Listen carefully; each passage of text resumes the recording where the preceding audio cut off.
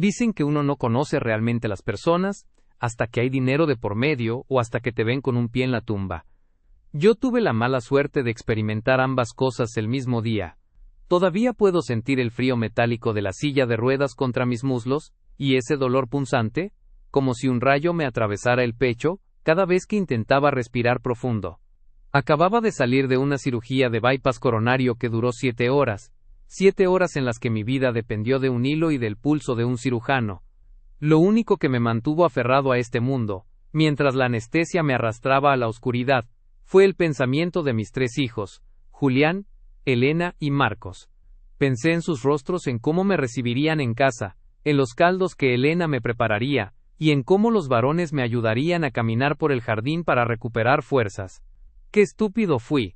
Cuando el taxi me dejó frente a mi casa, porque ninguno de ellos pudo hacerse un tiempo para recogerme del hospital, lo primero que noté fue algo extraño. La puerta principal estaba abierta de par en par.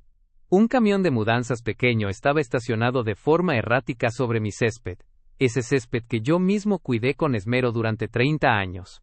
¿Se encuentra bien, señor?, preguntó el taxista mirándome con lástima mientras me ayudaba a bajar. Sí. Solo ayúdeme con la maleta, le dije, con la voz quebrada y el aliento corto. Entré apoyado en mi bastón, arrastrando los pies, sintiendo que cada paso era una batalla contra la gravedad. Pero al cruzar el umbral de mi sala, el dolor físico desapareció, reemplazado por un frío glacial que me recorrió la columna. Mi casa, el refugio que construí con el sudor de mi frente desde que llegué a este país sin un centavo, parecía haber sido saqueada. Los cuadros de la sala ya no estaban. El aparador de roble que perteneció a mi difunta esposa estaba vacío. Pero lo peor vino del piso de arriba. Escuché risas. No eran risas de alivio por mi regreso. Eran risas de complicidad, de victoria. Subí las escaleras como pude, deteniéndome en cada escalón para no desmayarme. Cuando llegué a la puerta de mi propio dormitorio, me quedé petrificado. Julián estaba sacando mis trajes del armario y echándolos en bolsas de basura negras. Elena estaba frente al tocador, guardando las joyas de su madre en un joyero aterciopelado. Y Marcos estaba midiendo la pared donde cuelga mi colección de relojes antiguos. Esa televisión de 65 pulgadas se verá mejor en mi departamento, ¿no creen?, decía Marcos soltando una carcajada. Total, el viejo ya no va a poder ver bien después de tanta pastilla que le van a dar en el asilo. Oye, ten cuidado con ese collar, le espetó Elena a Julián. Mamá dijo que era para mí. Si papá se muere mañana, no quiero que los abogados se queden con una tajada. Mejor asegurar las cosas ahora que está, ausente. Me quedé ahí, apoyado en el marco de la puerta, sintiendo cómo mi corazón recién remendado latía con una violencia que me asustaba. Me sentí como un fantasma en mi propia vida. Para ellos, yo ya estaba muerto. No era un padre regresando de una operación a vida o muerte. Era un estorbo que todavía ocupaba una cama que ellos ya querían vender. ¿Y qué vamos a hacer con el terreno de la costa?, preguntó Julián, lanzando una de mis chaquetas favoritas al suelo. He visto que los precios han subido. Si logramos que firme el poder antes de que pierda la cabeza del todo, podríamos liquidarlo en un mes. Papá siempre fue un testarudo, suspiró Elena, cerrando el joyero con un golpe seco. Pero ahora que está débil, no tendrá fuerzas para pelear. Es por su bien, al final del día, no sabría qué hacer con tanto dinero en una residencia de ancianos. En ese momento, mi bastón golpeó el suelo con fuerza. El sonido resonó en el cuarto como un disparo. Los 3 se dieron la vuelta al unísono. Sus rostros pasaron de la sorpresa al pánico, y luego, con una rapidez que me dio náuseas, a una máscara de falsa preocupación. «Papá, qué susto nos diste», exclamó Elena dejando el joyero sobre la cama. «¿Por qué no avisaste que te daban el alta hoy?» Estábamos ordenando un poco para que estuvieras más cómodo. Miré las bolsas de basura llenas de mi ropa. Miré el camión de mudanzas afuera. Miré a mis hijos, a quienes alimenté, con acento agudo y amé. Y por primera vez en mi vida, no vi a mi descendencia.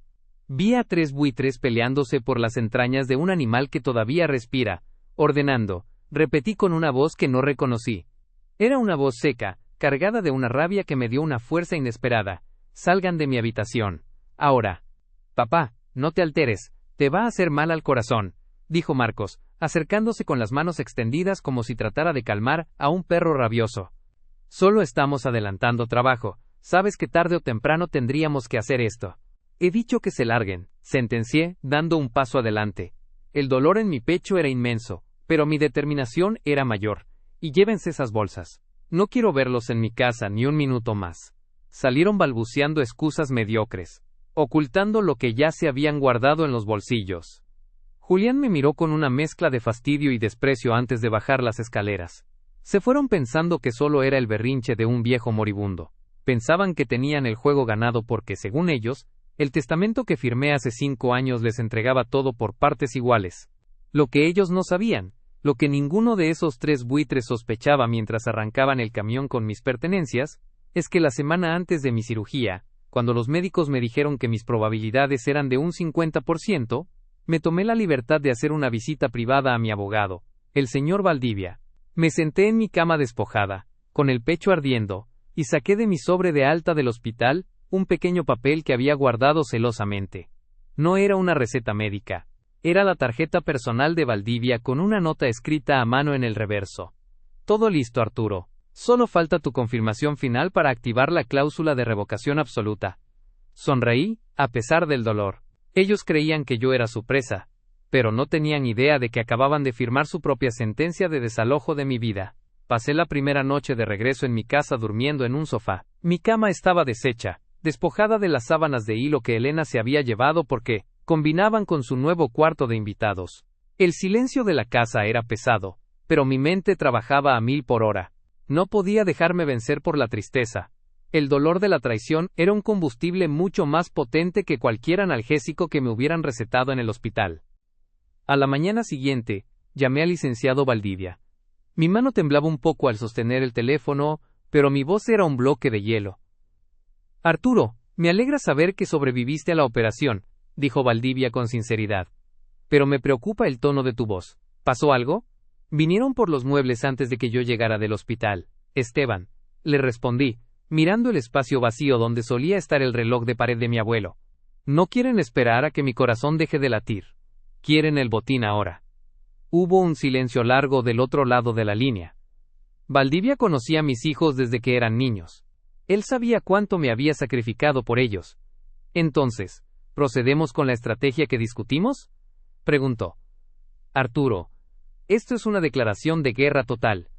Si firmamos esto, no hay marcha atrás. Los dejarás legalmente en la calle respecto a tus bienes. Ellos ya me echaron de su familia, cuando decidieron que yo valía más muerto que vivo. Sentencié. Procedamos. Pero quiero hacerlo despacio. Quiero que crean que tienen el control. El plan era sencillo pero devastador. El testamento anterior, aquel que ellos conocían, y sobre el cual ya estaban repartiéndose el botín, iba a quedar anulado por una fideicomiso de protección de activos y una cláusula de ingratitud. En mi país, puedes desheredar a un hijo si demuestras maltrato o abandono, y lo que ellos hicieron al saquear mi casa mientras yo estaba en postoperatorio, era la prueba reina. Pero necesitaba pruebas. Pruebas que un juez no pudiera ignorar. Esa misma tarde mis hijos regresaron.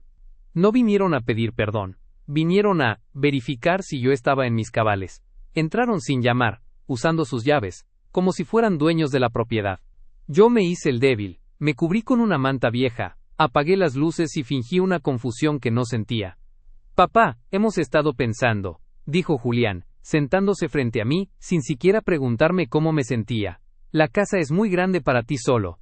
Ya viste que te cuesta subir las escaleras. Hemos contactado con una residencia de primer nivel, el Descanso Dorado. Estarás con gente de tu edad. ¿Y qué pasará con mi casa?, pregunté, forzando un hilo de voz, haciendo que mi mano temblara visiblemente sobre la manta. Nosotros nos encargaremos de venderla para pagar la mensualidad del asilo, intervino Elena, revisando su teléfono con indiferencia. Lo que sobre, pues, se invertirá para tus gastos médicos futuros. Es lo más lógico, papá. No puedes ser egoísta y obligarnos a estar viniendo cada 2 días a verte. Tenemos vidas, trabajos. Egoísta. Esa palabra me escoció en el alma. Yo, que trabajé doble turno en la fábrica durante 15 años para que Elena tuviera su boda de ensueño, y para que Julián pusiera su negocio, que por cierto, quebró 2 veces, y yo rescaté. Está bien, murmuré, bajando la cabeza. Quizás tengan razón. Estoy cansado. Muy cansado. Vi cómo se miraron entre ellos. Una chispa de codicia brilló en sus ojos. Pensaron que el viejo Se había quebrado. Para agilizar todo, dijo Marcos, sacando unos papeles de un maletín. Necesitamos que firmes este poder notarial. Es solo para que podamos gestionar los trámites de la venta y lo del banco. Así no tendrás que molestarte en ir a ninguna oficina. Era el golpe final. Querían el control total de mis cuentas bancarias mientras yo aún respiraba. Si firmaba eso, me dejarían en una habitación de 2x2 en el asilo más barato y se repartirían el resto en una semana. Déjenlo en la mesa, dije con voz de anciano derrotado. Necesito descansar. Mañana, cuando venga el abogado de ustedes, lo revisaré. No necesitamos un abogado externo, papá, presionó Julián. Esto es algo familiar. Firma y descansa. Mañana, insistí, cerrando los ojos. En cuanto escuché el motor de sus autos alejarse, me levanté del sofá con una agilidad que me sorprendió a mí mismo. Fui directo a la cocina. Detrás de un cuadro que aún no se habían llevado, activé la pequeña cámara de seguridad que Valdivia me había sugerido instalar meses atrás, cuando empecé a notar sus faltas de respeto. Tenía la grabación completa. Sus risas, sus planes de venderme, su desprecio por mi salud, y el intento de hacerme firmar documentos bajo presión. Llamé a Valdivia de nuevo. Lo tengo todo en video, Esteban. El intento de abuso de confianza y el abandono. Ahora, quiero que prepares la cita para la próxima semana. Convócalos a todos aquí. Diles que voy a hacer una donación en vida, para evitar impuestos. Eso los traerá corriendo como ratas al queso. ¿Estás seguro, Arturo?, preguntó el abogado. Una vez que revelemos que el patrimonio ha sido transferido a una fundación de ayuda a huérfanos, y que ellos han sido revocados, no habrá cena de Navidad que arregle esto. Miré hacia el pasillo vacío, donde las marcas en la pared mostraban los cuadros que me habían robado. Miré mi mano, que ya no temblaba. Esteban, mi familia murió ayer cuando me dejaron solo en el hospital. Lo que queda en esa sala son solo extraños esperando que un árbol caiga para hacerse leña. Vamos a darles la sorpresa de sus vidas. El plan estaba en marcha. Durante los siguientes 3 días, fingí demencia senil leve. Les pedía que me recordaran quiénes eran. Les preguntaba por mi esposa fallecida como si aún estuviera viva. Los vi sonreír con malicia, pensando que el proceso de vaciado de mi cuenta sería aún más fácil de lo que imaginaban. Incluso permití que Marcos se llevara mi coche, un Mercedes clásico que yo amaba. Es para llevarlo al servicio, papá, me dijo. Sabía que lo llevaría directo a un concesionario de autos usados. Lo dejé hacerlo. Cada objeto que se llevaban era un clavo más en el ataúd de su herencia. La trampa estaba puesta. Solo faltaba que el notario llegara, y que ellos trajeran sus mejores sonrisas de Judas. Fingir la derrota es, posiblemente, el acto más difícil que he tenido que interpretar en mi vida. Cada vez que veía a uno de ellos entrar en mi casa y mirar mis muebles como si fueran carroña, sentía una punzada en el pecho que no tenía nada que ver con mi cirugía. Pero sabía que para ganar esta guerra, ellos tenían que estar absolutamente convencidos de que yo ya no era un hombre, sino un mueble más, viejo y estorboso, esperando ser desechado. Durante los días siguientes, permití que el caos se apoderara de mi hogar. Julián trajo a un tasador de bienes raíces, mientras yo estaba durmiendo en el sillón. Escuché perfectamente cómo hablaban de derribar la pared del estudio, para darle un concepto abierto, y vender la propiedad más rápido. El tasador, un hombre joven y ambicioso, ni siquiera me miró. Yo era parte de la escenografía de una casa en decadencia. Si logramos que firme el traspaso el viernes, podemos poner el cartel de "se vende" el lunes, susurró Julián en el pasillo. Mi padre está en las nubes, apenas sabe qué día es hoy. Me dolía. Me dolía hasta la médula que mi propio hijo, al que le enseñé a montar bicicleta en este mismo jardín, hablara de mí como si fuera un estorbo cognitivo. Pero apreté los dientes y cerré los ojos, respirando pausadamente. Paciencia, Arturo. La paciencia es la madre de la justicia. El jueves fue el turno de Elena. Ella siempre fue la más astuta, la que sabía dónde guardaba mi esposa sus ahorros de emergencia. La vi entrar en la cocina con una carpeta llena de folletos de residencias de cuidados especiales. Papá, mira qué bonitos jardines tiene este lugar, me dijo con una voz infantil y condescendiente, como si le hablara a un niño de 5 años. Tendrás enfermeras las 24 horas. Ya no tendrás que preocuparte por nada. Solo tienes que firmarme este documento de designación de tutor preventivo. Es por si te pones peor, para que yo pueda tomar las decisiones médicas por ti. Mentira. Era un documento que le otorgaba plenos poderes sobre mi persona y mis decisiones legales. Si firmaba eso, ella podría encerrarme legalmente y yo no tendría voz ni voto ante ninguna autoridad. ¿Aquí debo firmar, hija?, pregunté, dejando que mi mano temblara tanto que el bolígrafo apenas tocaba el papel. Mi vista está tan borrosa. Las medicinas, ya sabes. Sí. Aquí mismo, papito. No te preocupes por leerlo, es puro lenguaje legal aburrido, respondió ella, y pude ver la codicia brillando en sus pupilas. Su mano temblaba de la emoción de tener finalmente el control total. Pero lo que ella no sabía, era que el documento que tenía enfrente, no era el que ella había traído. Esa misma mañana, con la ayuda de un asistente de Valdivia que entró como técnico del cable, habíamos cambiado las hojas interiores de su carpeta. El documento que Elena me estaba instando a firmar con tanta urgencia, era en realidad, una declaración jurada de inventario de bienes extraídos. Al firmarlo ella como testigo y gestora, estaba admitiendo legalmente que había tomado posesión de las joyas, el efectivo, y los cuadros que ya se había llevado, aceptando que eran un anticipo de herencia, sujeto a las leyes de colación. En términos simples, ella misma estaba confesando su saqueo, y aceptando que ese valor se descontaría de cualquier herencia futura, una herencia que estaba a punto de desaparecer. ¿Listo, Elena? Espero que esto te haga feliz, dije, fingiendo un suspiro de agotamiento extremo. Mucho, papá. No sabes cuánto, respondió, guardando el papel con una rapidez casi violenta. El error clave ocurrió esa noche. Mis 3 hijos se reunieron en mi comedor para cenar, comida china que pidieron, y que ni siquiera me ofrecieron, mientras ellos devoraban en la mesa principal. Se sentían tan seguros, tan victoriosos, que empezaron a hablar con total libertad, olvidando que yo estaba en la habitación de al lado, con la puerta entornada y mi teléfono grabando cada palabra desde la mesita de noche. Mañana en la reunión con el notario será el golpe final, dijo Marcos, riendo. Cuando el viejo firme la donación en vida de la casa, me voy a comprar ese departamento en la ciudad. Ya hablé con el vendedor. Yo ya tengo cita en la joyería para tasarlo de mamá, añadió Elena. Y Julián, no te olvides de lo que acordamos. El terreno de la costa se vende a nombre de tu empresa fantasma para no pagar tantos impuestos. El viejo no tiene idea de lo que está firmando. Cree que es una donación para ahorrar impuestos, pero en realidad nos está cediendo la propiedad absoluta con derecho a desalojo inmediato. Es un idiota, sentenció Julián con frialdad.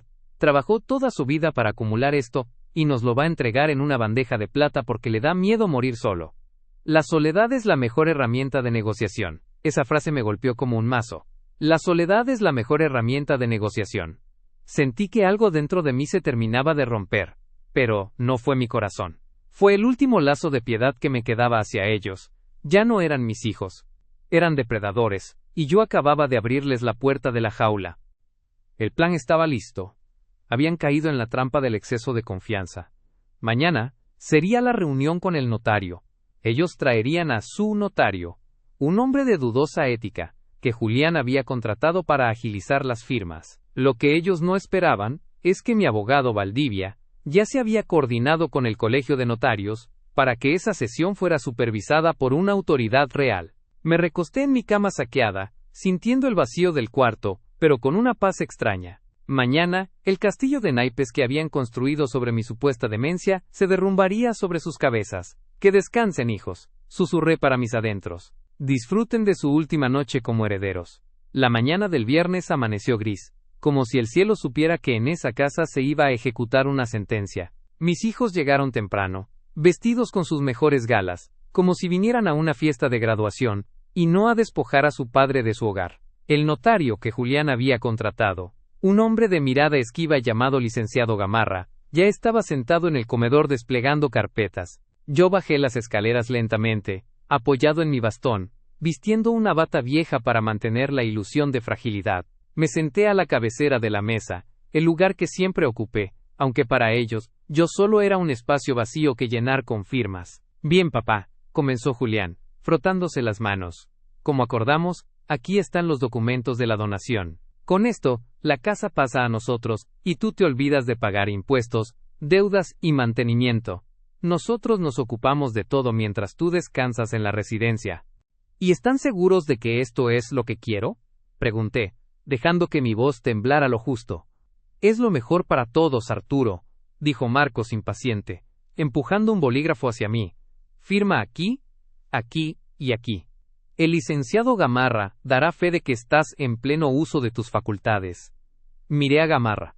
El hombre ni siquiera me sostuvo la mirada. Estaba cobrando una buena suma por ignorar que estaba presenciando un despojo. Tomé el bolígrafo con dedos vacilantes, rozando el papel. Elena contenía el aliento. Podía ver el brillo de triunfo en sus ojos, esa codicia eléctrica que ya no intentaba ocultar. Antes de firmar, dije, deteniendo el trazo, tengo una pequeña duda. ¿Qué pasa con la cláusula de la página 12? Esa que menciona la revocación por ingratitud. El silencio que cayó en la sala fue tan denso que se podía cortar con un cuchillo. Julián frunció el ceño. ¿De qué hablas? No hay ninguna página 12, papá. Son solo 8 páginas. Estás confundido, ¿ves? Por eso necesitas la residencia. En ese momento la puerta principal se abrió de par en par. No fue una entrada violenta, pero tuvo la autoridad de un trueno. Entró Esteban Valdivia, mi abogado de toda la vida, seguido por 2 hombres con maletines, y una mujer que sostenía una cámara profesional de grabación legal. Buenos días, dijo Valdivia con una sonrisa gélida. Lamento la interrupción, pero como representante legal del señor Arturo, y habiendo notificado previamente al Colegio de Notarios sobre ciertas irregularidades en este domicilio, debemos intervenir. ¿Qué demonios es esto?, gritó Julián, poniéndose de pie. Valdivia, no tienes nada que hacer aquí. Mi padre nos llamó a nosotros. De hecho, Julián, intervine yo, y esta vez mi voz no tembló. Me erguí en la silla, soltando el bastón y proyectando esa autoridad que me había permitido dirigir empresas durante décadas. Fui yo quien llamó a Esteban. Y él no viene solo. Viene acompañado de un notario público debidamente certificado por el Estado, no como el colega que trajeron ustedes, cuya licencia, por cierto, está siendo revisada en este mismo instante. El rostro de Gamarra se puso pálido. Empezó a recoger sus cosas con manos temblorosas. Yo solo vine a asesorar. Balbuceó el notario corrupto antes de salir prácticamente huyendo de la casa, bajo la mirada severa de los oficiales de Valdivia. Papá, ¿qué es esta payasada?, chilló Elena. Estamos tratando de ayudarte. Estás mal de la cabeza. Esto prueba que no puedes cuidarte solo. Al contrario, Elena, dijo Valdivia, colocando una carpeta azul frente a ellos. Lo que esto prueba es un intento coordinado de abuso de confianza y explotación financiera de un adulto mayor. Pero lo más importante es lo que contiene esta carpeta. Arturo, ¿quieres hacer los honores? Tomé la carpeta y la abrí con una calma que los estaba volviendo locos. Hijos, ayer firmaron unos documentos, ¿recuerdan? Elena, firmaste un inventario de bienes extraídos. Marcos, tú firmaste un documento de recepción de vehículo en calidad de préstamo, no de propiedad. Y Julián, tus conversaciones sobre la empresa fantasma para vender mi terreno de la costa fueron grabadas íntegramente por el sistema de seguridad de esta casa. Eso es ilegal, bramó Marcos. No puedes grabarnos en nuestra casa. Esta no es vuestra casa. Le recordé con una frialdad que lo hizo retroceder. Es la mía. Y las cámaras están aquí para mi protección. Pero lo más importante no es lo que grabé. Lo más importante es que hace exactamente 48 horas, firmé mi nuevo testamento y un fideicomiso irrevocable. Me puse de pie, sintiendo una fuerza que no venía de mis pulmones, sino de mi dignidad recuperada. Los miré uno a uno, viendo cómo el color desaparecía de sus rostros mientras comprendían la magnitud del desastre. He decidido que no quiero que se peleen por mi herencia cuando muera, dije disfrutando cada palabra, así que he decidido que no habrá herencia. He transferido la propiedad de esta casa, mis cuentas bancarias, y el terreno de la costa a la Fundación de Ayuda a Niños con Problemas Cardíacos. Yo conservo el usufructo vitalicio, lo que significa que viviré aquí hasta mi último suspiro. Pero ustedes, hice una pausa, dejando que el peso de la realidad los aplastara. Ustedes no recibirán ni un solo centavo, ni ahora, ni nunca. De hecho, tienen exactamente 2 horas para devolver cada cuadro, cada joya, y cada reloj que sacaron de esta casa. Si a las 2 de la tarde falta un solo objeto, el licenciado Valdivia presentará la denuncia penal por robo agravado y abuso de confianza. Ya tiene las pruebas, los videos y sus propias firmas. Elena empezó a sollozar, pero no era un llanto de arrepentimiento, era el llanto histérico de quien pierde un premio. Julián estaba rojo de ira, con las venas del cuello a punto de estallar. No puedes hacernos esto, gritó Julián. Somos tus hijos, nos corresponde por ley. La ley también contempla la desheredación por ingratitud. respondió Valdivia con una calma letal. Y lo que ustedes han hecho planeando el encierro de su padre mientras aún convalecía de una cirugía mayor, es la definición técnica de ingratitud. Están fuera de la herencia y de esta propiedad. Lárguense, ordené, señalando la puerta. Tienen 2 horas. El camión que contrataron afuera para llevarse mis cosas, ahora lo usarán para traer de vuelta lo que robaron. Y luego, no quiero volver a ver sus rostros en mi vida. El caos se desató. Julián intentó abalanzarse sobre la carpeta, pero los acompañantes de Valdivia se interpusieron. Elena gritaba insultos y Marcos maldecía en voz baja mientras retrocedían. El poder había cambiado de manos. El viejo moribundo les había quitado la máscara y con ella, el futuro que pretendían robarle. Verlos salir de la casa derrotados fue solo el principio. La verdadera satisfacción no vino de la rabia, sino del orden recuperado. Me senté en el pórtico, en mi vieja mecedora, mientras el licenciado Valdivia permanecía a mi lado con una tableta, cronometrando cada minuto de las 2 horas que les había concedido. Lo que siguió fue un desfile de la vergüenza que los vecinos no tardaron en notar. El mismo camión de mudanzas que 3 días antes estaba vacío y listo para saquearme, volvió a estacionarse frente a mi jardín. Pero esta vez, mis hijos no bajaron con aire de dueños. Bajaron con la cabeza gacha, sudando bajo el sol, cargando ellos mismos los objetos que habían intentado robar. Vi a Julián cargar el aparador de roble. Estaba rojo, jadeando, sus manos finas de oficina no estaban acostumbradas al trabajo pesado. Al pasar frente a mí, intentó lanzarme una mirada de odio, pero se encontró con la mirada impasible de uno de los oficiales de seguridad de Valdivia. Tuvo que bajar la vista y seguir caminando. El cuadro de la Marina, Julián, le dije con voz tranquila. Falta el cuadro de la Marina que estaba en el estudio. Si no aparece en 10 minutos, Valdivia hace la llamada a la fiscalía. Ya va, maldita sea, gruñó él, tropezando con el escalón. Elena llegó poco después, en su coche de lujo. Bajó con 3 bolsas de terciopelo. Se acercó a mí, tratando de fingir un llanto de arrepentimiento de último minuto. Papá, por favor, esto es una locura. Estaba guardando las joyas para que no se perdieran con los enfermeros que iban a venir. Solo quería proteger el patrimonio de mamá. Sollozó, extendiendo las bolsas. ¿Protegerlo de quién, Elena? ¿De mí? Le pregunté, recibiendo las joyas y verificando que el collar de esmeraldas estuviera allí. No llores por las joyas, hija. Llora porque hoy perdiste a la única persona que te habría dado todo sin que tuvieras que robarlo. Ahora, vete. No quiero tus lágrimas de cocodrilo manchando mi suelo. Marcos fue el último. Tuvo que devolver mi Mercedes clásico. Lo vi bajar del auto acariciando el volante con una desesperación patética. Ese auto era su mayor ambición. Cuando me entregó las llaves, sus manos temblaban. Papá, al menos déjame el auto. Tú ya no puedes conducir con tu condición cardíaca. Es un desperdicio que se quede en el garaje, me suplicó, mostrando su verdadera cara hasta el final. Tienes razón, Marcos. Yo no lo conduciré, respondí, tomando las llaves y entregándoselas a Valdivia. Por eso, el auto también ha sido donado a la fundación. Se subastará para pagar las cirugías de 3 niños que sí tienen un corazón que funciona. El tuyo, lamentablemente, no tiene arreglo. A las 2 de la tarde en punto, la casa volvía a ser mía. Mis muebles estaban en su sitio, mis cuadros colgaban de nuevo en las paredes, y el silencio, antes cargado de traición, ahora era un silencio de victoria. Valdivia se acercó con un documento final.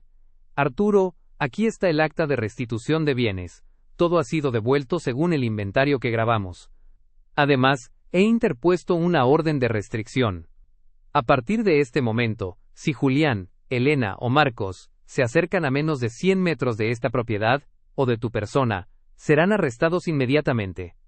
Gracias, Esteban, le dije, sintiendo que un peso enorme se levantaba de mis hombros. Hay algo más, añadió el abogado. Como el fideicomiso ya está activo, la fundación ha enviado a un equipo de asistencia privada. Mañana vendrá una enfermera profesional y un asistente personal para ayudarte con la recuperación. No son tus hijos, Arturo, pero te garantizo que te cuidarán con más humanidad de la que ellos mostraron. Me quedé solo en la sala, mirando el espacio que mis hijos habían intentado vaciar.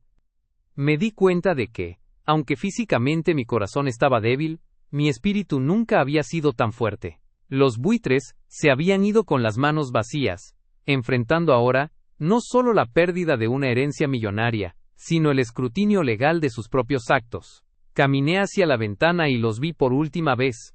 Estaban en la acera, discutiendo entre ellos, culpándose los unos a los otros por el fracaso de su plan. Julián le gritaba a Elena, y Marcos pateaba un neumático de su propio coche.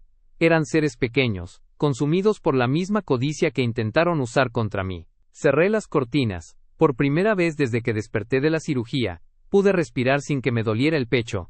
El aire se sentía limpio, el aire se sentía justo. Había recuperado mi casa, mi dignidad y mi futuro. Pero lo más importante, les había dado la lección, que ninguna universidad, ni ningún negocio les daría jamás, que el respeto a un padre no es negociable, y que la justicia kármica a veces llega de la mano de un abogado y un hombre que se niega a morir antes de tiempo. Han pasado 6 meses desde aquella tarde, en la que vi a mis hijos salir de mi propiedad como extraños. A veces, me siento en el jardín, el mismo que Julián ya quería pavimentar para vender la casa, y observo cómo los rosales han vuelto a florecer. El médico dice que mi corazón está más fuerte que nunca. Quizás no era solo la cirugía lo que necesitaba, sino extirpar el tumor de la ingratitud que estaba devorando mi hogar. La vida después de la tormenta es extrañamente tranquila.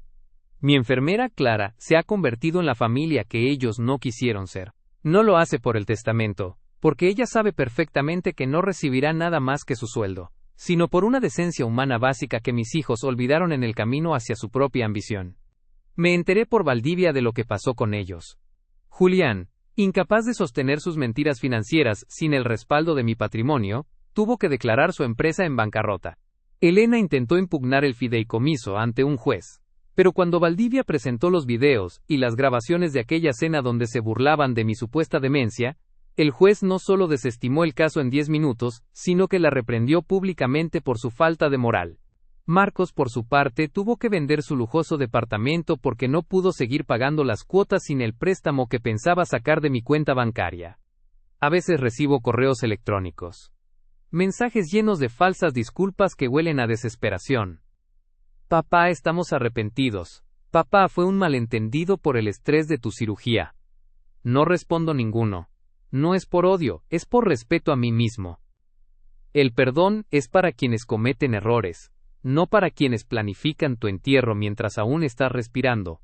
Hace una semana, recibí una carta de la Fundación de Niños con Problemas Cardíacos. Me enviaron fotos de los 3 primeros niños cuyas cirugías fueron financiadas con la venta del Mercedes y de los activos que ya no necesito. Al ver sus sonrisas, sentí una calidez que ninguna propiedad o joya me dio jamás. Por primera vez en décadas, mi apellido está asociado a la vida, y no a la acumulación vacía. Miro mi casa y ya no veo paredes de ladrillo. Veo un monumento a la dignidad. Mis hijos pensaron que, por tener el cuerpo cansado y el corazón remendado, mi mente también se había rendido. Pensaron que la vejez es sinónimo de indefensión. Qué equivocados estaban. La vejez me dio la sabiduría para detectar a los lobos, y mi vida de trabajo me dio las herramientas para construir una fortaleza que ellos nunca pudieron derribar. A menudo me preguntan si no me siento solo. Mi respuesta es siempre la misma. Es mejor estar solo que rodeado de gente que está contando los segundos para que dejes de respirar. La soledad me ha devuelto la paz, y la justicia me ha devuelto el sueño. Hoy, mi testamento es un documento de amor hacia quienes realmente lo necesitan, y mi presente es un regalo que disfruto cada mañana al despertar. Mis hijos querían que yo viviera en una habitación de 2x2, en un asilo barato para ellos poder vivir en la opulencia. Ahora, yo vivo en mi palacio de recuerdos, y ellos viven en la precariedad de su propia codicia. Si algo puedo decirles a quienes escuchan mi historia es esto: no permitan que el lazo de sangre se convierta en una soga al cuello. El respeto no es algo que se hereda, es algo que se cultiva día a día. Y si alguna vez intentan aprovecharse de tu debilidad, recuérdales que un león viejo sigue siendo un león, y que la justicia kármica siempre tiene la última palabra. Mis hijos perdieron una casa, una fortuna y un apellido. Yo recuperé mi vida. Y si me preguntan, creo que hice el mejor negocio de mi existencia. Mi corazón late tranquilo, el jardín está hermoso y por fin, después de tanto tiempo, estoy realmente en casa.